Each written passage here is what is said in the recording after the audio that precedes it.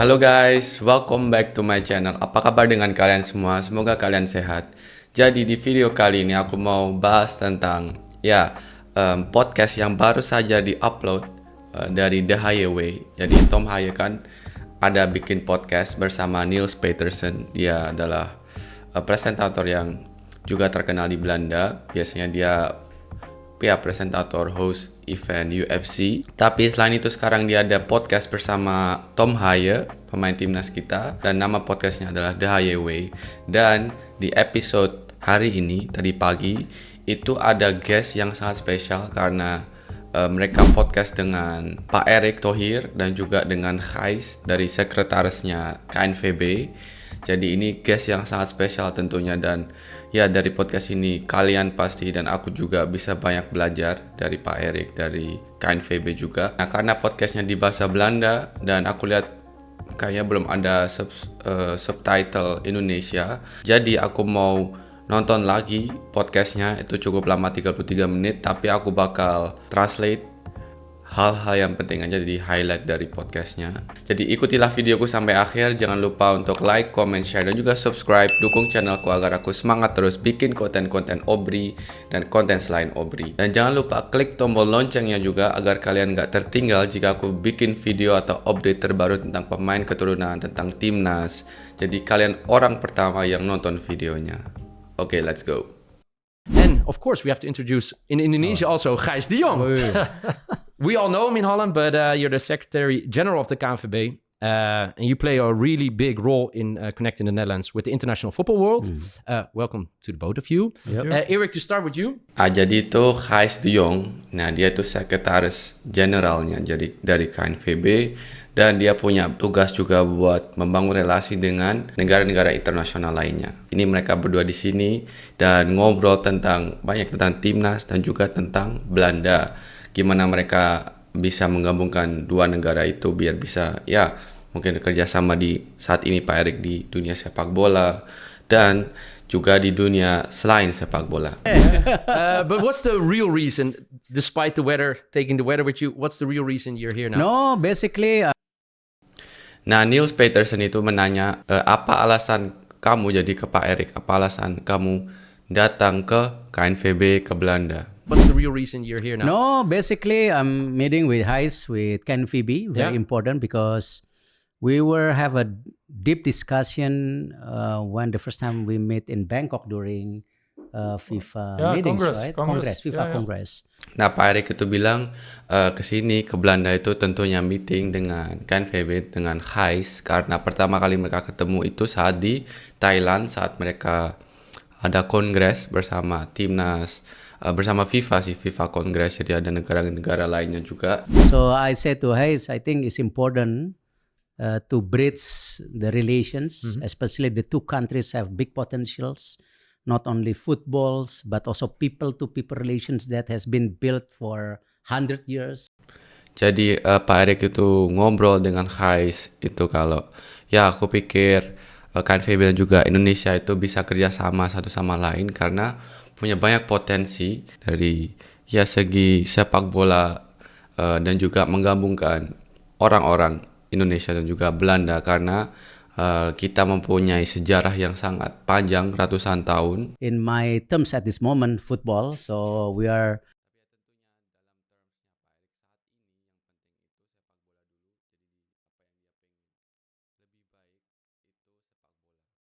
seeing how we can improve the relations, but at the same time we want to learn from KNVB, because a lot of changing going on the last 2 years in Indonesians. Dan yang paling penting Pak Erick itu bilang kalau pengen belajar dari KNVB, jadi dari sepak bolanya negara Belanda, karena banyak hal yang terjadi 2 tahun ke belakang ini dengan timnas Indonesia. Banyak pertumbuhan, banyak perkembangan juga. I mean, not only the management of the federations, the league, the referee, and of course the opportunities to play in World Cup. Jadi banyak hal yang berubah itu dalam arti sepak bola di Indonesia, manajemennya, terus habis itu Liga Indonesianya, fasilitasnya seperti VAR, Terus habis itu tentunya mereka punya kesempatan untuk bisa lolos ke Piala Dunia.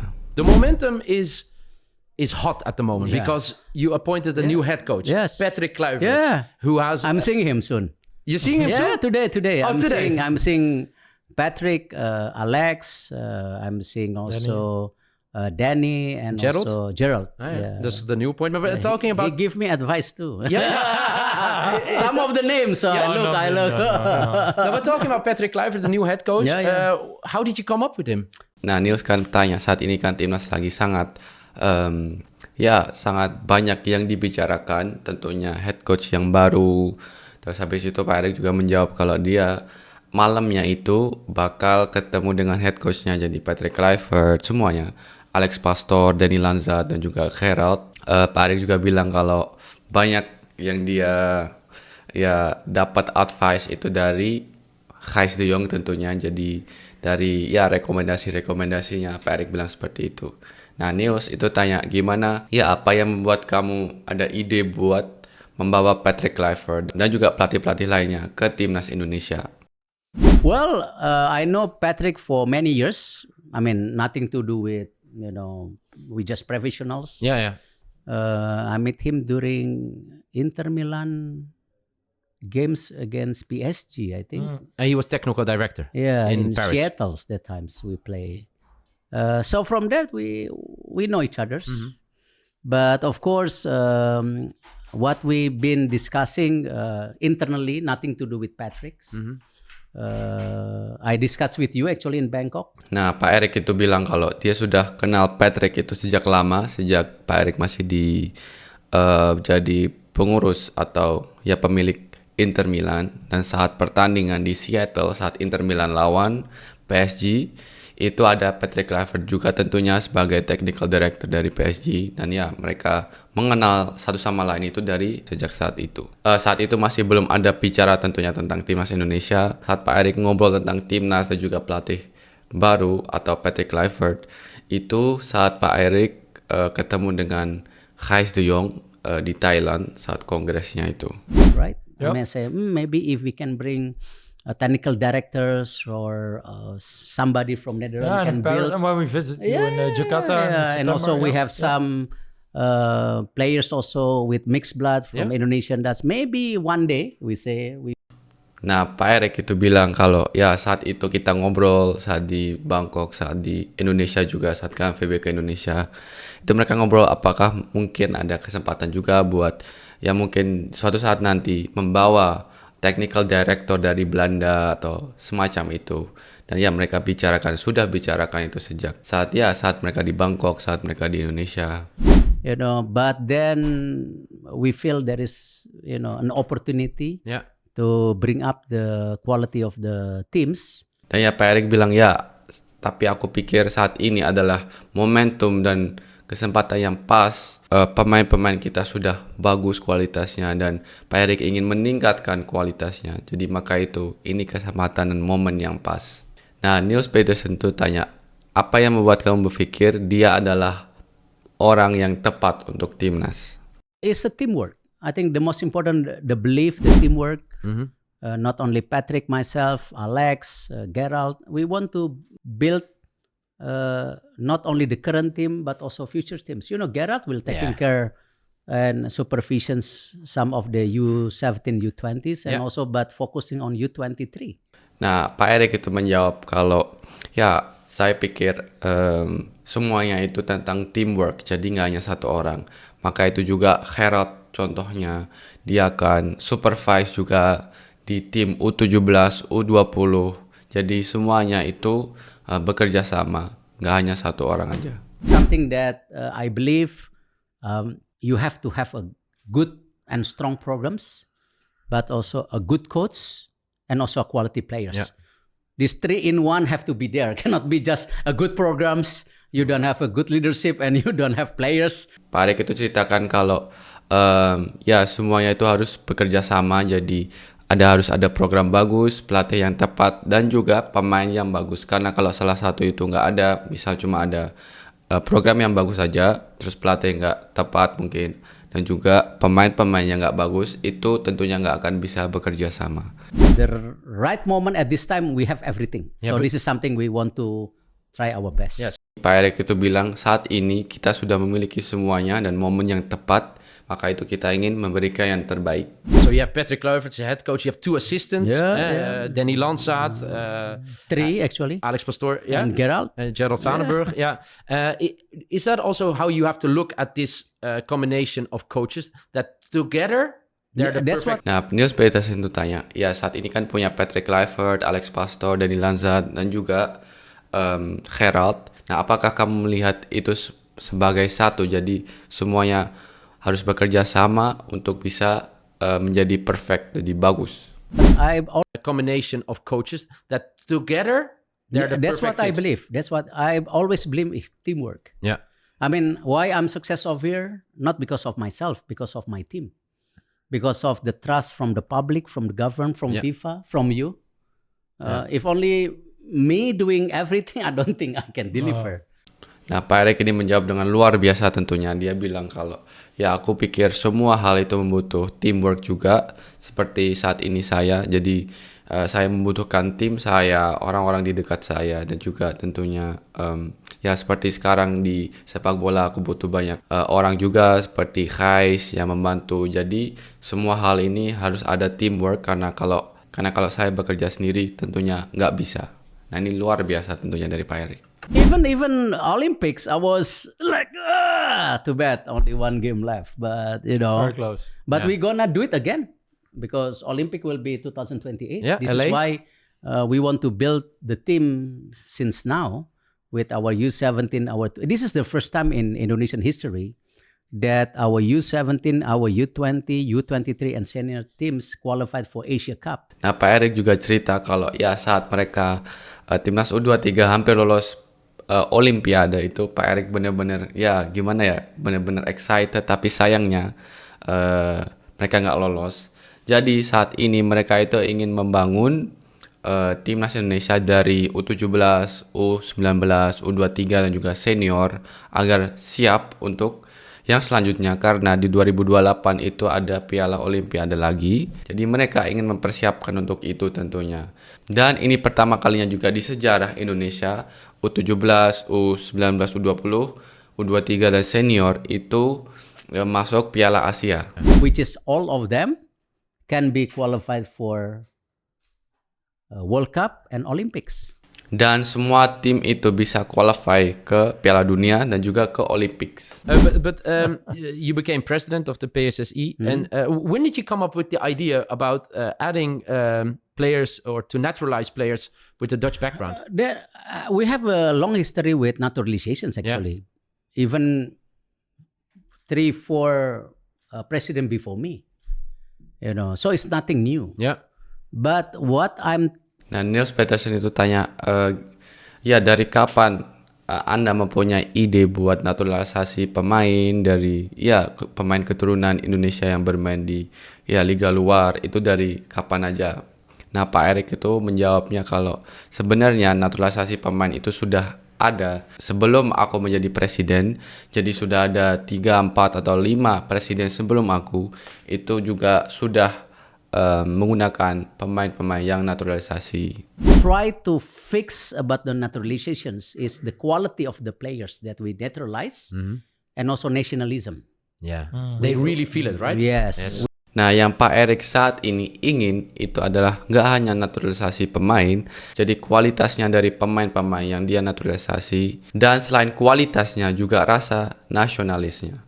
Jadi 2 itu yang ingin Pak Erik saat ini perbaiki atau ingin saat ini terapkan. Despite the football is a number 1 sports, but on the grassroots modeling system, the ecosystem, I think this is something that we want to learn, and maybe we copy what they've been success in Netherlands. Yeah. We have to learn, but I think I'm confident if we can start, I think then in the next 15 years, then will be a constant players can become our national players. Yeah. More Nah, Pak Erik itu juga cerita kalau dia ingin belajar dan juga meniru ekosistemnya sepak bola dari Belanda, karena ya dia mempunyai visi dalam 15 tahun ingin sepak bola Indonesia itu bisa bagus seperti di sepak bola Belanda juga, dari ekosistemnya, grassrootsnya, liganya. Jadi pemain-pemain dari Liga Indonesia, dari ya liga lokal itu bisa menjadi dari pemain timnas Indonesia juga tentunya. Certainly. What are more like first important steps to take in this? First, another compliment for Eric, but I think that's great that he's not only busy with the national team and the results of the national team and the performance, but especially thinks about long term. And I think for us, like the Royal Netherlands Football Association is now celebrating 135th anniversary last December. So I think our landscape grew in the last 135 years. But if you look in why we are successful, it's because we're a small country. So that makes easier than when you're a lot of islands. Nah, habis itu Niels Petersen itu menjawab gimana cara step pertama. Dia tanya itu ke Gijs de Jong, dan Gijs de Jong itu juga cerita kalau ya dia ingin komplimen juga ke Pak Erik, karena Pak Erik itu nggak hanya lihat dengan short terms, jadi nggak lihat langkah yang terdekatnya juga, tapi lihat juga langkah panjangnya, jarak panjangnya. Dan ya dia ingin membangun sepak bola Indonesia. Gijs itu juga bilang kenapa Belanda itu bisa membangun infrastruktur ekosistem yang bagus, karena juga tentunya negara Belanda nggak besar, jadi nggak punya banyak island seperti Indonesia, yang membuat mengurus dan juga membuat ekosistemnya itu jauh lebih mudah tentunya. But we're a small country, so we have good infrastructure, good pitches. We have good coach education on all levels, from the lowest youth until the professional level. Good competitions. So our talents play the best talents every week, which makes them stronger. So Maka itu Belanda mempunyai ekosistem yang bagus, lapangan yang bagus, banyak talent-talent yang bagus, karena yaitu liga yang rutin. Jadi talent-talent yang besar itu satu sama lain tanding lawan mereka, dan itu yang membuat mereka terus berkembang. I think we have a lot of advantages, but what we did this morning, we took a lot of time, and not only with Eric, but with his whole team, his executive committee, we have staff my members. vice president here, 2 exco from the league, from the commercials. That's great. We're traveling a big groups here. So we try to identify what are crucial factors which you can influence and which you can use. How you make sure you don't lose talent? How can you improve coach education? And how can we cooperate on this? And that's very interesting. I think you already do. Dan ya Gijs itu bilang kalau ya di meeting yang tadi pagi ya bersama Pak Presiden dan juga lain-lainnya, jadi PSSI, dari Exco, semuanya itu kita bicara gimana kita bisa mengimplementasikan yang ada di sepak bola Belanda ke Indonesia, karena tentunya beda negara, juga besarnya negara. Jadi mereka ngobrol banyak gimana cara apa yang mereka gunakan di Belanda itu apa aja yang bisa digunakan di Indonesia juga, seperti kepelatihan, edukasi kepelatihan, dan juga gimana cara nggak menghilangkan talent-talent di negara Indonesia tentunya, dan banyak hal. Yeah. And looking to that, I think you said you want to be in 2050, or 2046, you want to be 2045, I want to 45, be top 50. top 50. Yes. And you're now nearly entering the top 100, right? Yes, It's going really knock on fast. the wood, maybe in 2 years. Maybe in 2 years. Why is that so important that you say, I want to be one of the 50th? Nah, habis itu Pak Erik dan Niels itu cerita juga kalau ya mereka ingin, atau Pak Erik ingin, timnas Indonesia itu di 2045 berada di top 50 negara di seluruh dunia. Jadi itu Pak Erik bilang kalau saat ini timnas Indonesia di hampir menyentuh 100. Jadi semoga dalam 2 tahun mereka udah bisa mencapai itu. Tapi targetnya Pak Erik tentunya itu di 2045 Indonesia bisa menjadi top 50. Are you looking at other countries who did this in the past, like countries who were sleeping and now are awake? Japan? Yeah, is Japan an example for you? Japan is a good example. When they really built from the grassroots, continue with the good national team programs. Now Japan is become top 15 in the world. Yeah. Yeah. And then Always at the World Cup. and if you look at Yeah. and if you look at the Nah, Pak Erik itu juga cerita kalau dia melihat juga dari negara-negara tetangga seperti Jepang yang saat ini mempunyai salah satu negara yang terbaik di seluruh dunia juga. Mereka top 15, selalu langganan di Piala Dunia, dan mereka juga mulai dari grassroots-nya, dari juniornya ke senior. Habis itu pemain-pemain saat ini yang bermain di senior itu yang menjadi bagus dan bisa menjadi top 15 di seluruh dunia Jepang. the numbers and data Yeah. is older generations. The economy, Yeah. A little stagnant. bit stagnant. But see, Yeah. if they can survive, the country like Indonesia have to be more aggressive. Ya, oke guys, itu aja yang highlight key video momennya dari podcastnya The Higher Way bersama Pak Erik dan juga Gijs de Jong. Jadi intinya itu Pak Erik tentunya ingin timnas Indonesia semakin maju, bisa ke Piala Dunia dengan ya pelatih yang baru, asisten-asisten yang baru, dan juga pemain-pemain yang lebih berkualitas lagi di masa depan, pemain naturalisasi, dan gak hanya kualitas tapi juga nasionalitasnya mereka yang juga tinggi. Jadi dua itu hal yang harus bekerja sama, dan selain itu pemain-pemain, program yang bagus, pelatih yang tepat, itu semuanya harus bekerja sama untuk bisa mencapai target mereka, yaitu Piala Dunia. Selain Piala Dunia, tentunya Pak Erik sudah memikir panjang tentang ya sepak bola Indonesia, maka itu Pak Erik datang ke KNVB untuk belajar dari KNVB, dari sepak bola Belanda.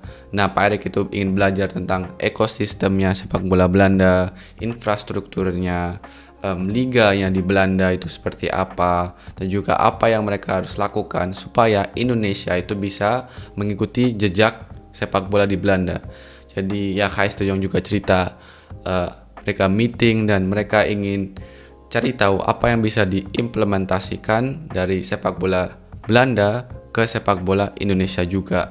Dan mereka banyak bicara, mereka banyak ngobrol, dan ya semoga di 2045 Pak Erik itu punya target di 2045 semua itu bisa lebih baik lagi, dan pemain-pemain yang dari Liga Indonesia, jadi dari Liga lokal itu juga bisa lebih banyak bermain di timnas Indonesia. Targetnya Pak Erik juga di 2024-5 itu Indonesia bisa menjadi negara top 50 di seluruh dunia. Seperti juga Pak Erik lihat Jepang saat ini yang berada di top 15 seluruh dunia.